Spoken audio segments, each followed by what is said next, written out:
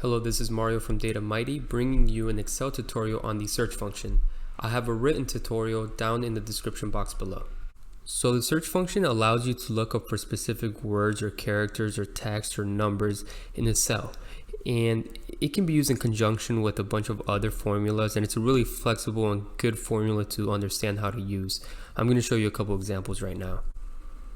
So I have a list of items in column A, and I want to understand which of these cells contains the word jeans in it.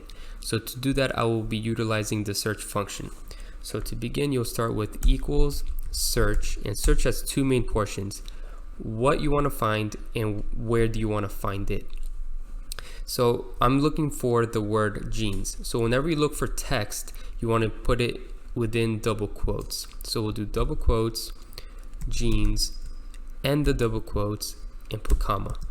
Now we're in the second portion of the formula. The second portion of the formula is, okay, where do I want to find the word jeans in?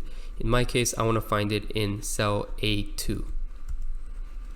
And now I will end the parentheses, put enter, and the number 7 comes up. That signifies that the word jeans is found in the 7th place within the cell.